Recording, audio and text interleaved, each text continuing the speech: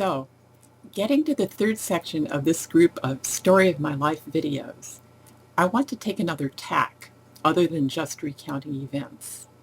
And that is to kind of get more philosophical about the whole thing. I want to discuss what I'm going to call something like radical deconstruction of my psychic structures, if that makes any sense to anyone out there. In more practical terms, what I mean by this is that I had these sort of rigid mental structures and expectations around these structures, along with a belief system that kept me on track vis-a-vis these expectations by telling me that the alternative was some kind of complete annihilation of my entire existence. Like, if I was driving myself to do well at music, it seemed like a supreme aim with no alternative. And likewise, to some extent, I felt the same way about my study of psychology and pre-med, and even about all those crushed princes that I had. As an Aspie, I like to be on track with one thing. It's a very comforting and natural thought routine for a person with Asperger's. Having that system be interrupted can be quite destabilizing. But if you encounter challenges and ideas that eventually cause you to suspend your belief system, interesting things start to happen psychologically. One thing surely is humor. The first time, say like what happened for me with music, it seemed like total devastation and not the least bit funny. And it required quite a long period of recovery and adjustment. The next time, with my study of psychology and wanting to be a clinical psychologist, yet not being accepted into any programs, yeah, that was a blow and a grave disappointment, but by then I was at least willing to begin serious consideration of alternatives, thus the pre-med, which also failed and was also a blow. But by then, this whole thing was starting to be a bit humorous to me. I was feeling like I no longer had to take things so seriously. There are things you can control and things that you cannot control. I realized that in what I will call here radical reality, you can actually lose pretty much everything, but you don't have to fall apart. Or you can fall apart and then fall back together again. In fact, many times, falling apart is really a temporary mental state that may go away after some days or even hours, unless you keep reinforcing it with doom and gloom thought patterns. I'm using the word radical a lot lately to try to differentiate between mental states where one kind of does something but superficially or temporarily versus something that really seems to reorganize the personality and thought patterns on a basic level. It would be nice if it was a one-time deal and then one never had to bother with it again, but in actuality, it seems to me to be an ongoing process.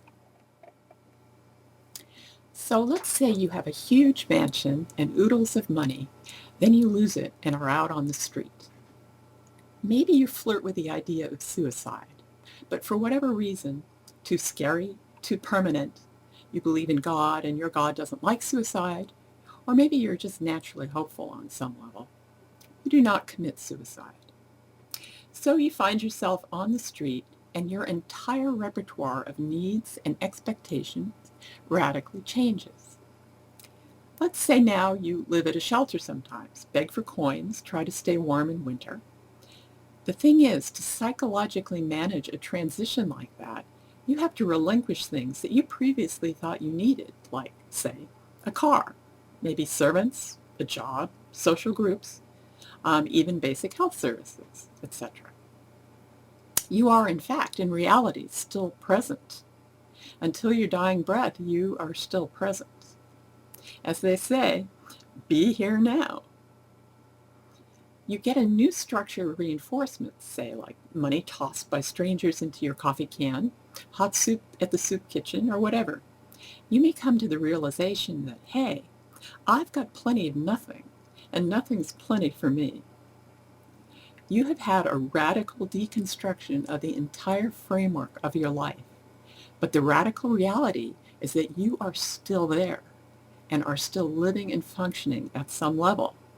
And that is where radical acceptance comes in.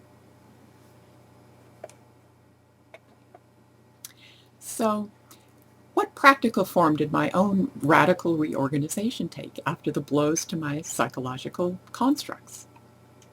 Overall, I've realized that I'm much better off working at something I'm not driven to do. The music, psychology, medicine, etc., despite vast interest on my part, despite getting A's, despite lots of study, these challenges were just not going to work for me. I can still enjoy these things through reading, lectures, etc. I have taken the path of least resistance ever since and have felt so much better. I was able to buy my own little condo, work out, um, work a lot, enjoy doing what I please without a lot of expectations. I love to be on task, whatever task it may be, and when I'm earning money, that's even better. All the workplaces I've been exposed to have helped me to become more flexible, and I can take everything far more lightly than I used to. For a while, I kind of wandered around in a sort of benign, post-apocalyptic mindset. Like everything I dreamed of was destroyed, and now I was free to wander through the rubble and putter around as I like, as long as I meet my responsibilities. It's actually kind of fun to live like that. It's very freeing. Deconstruction of one's mindset can be a very creative and liberating experience. I keep my expectations low, try to turn off negative thoughts, and reward myself for small steps in the right direction. Essentially, just having a nice day is good enough for me now.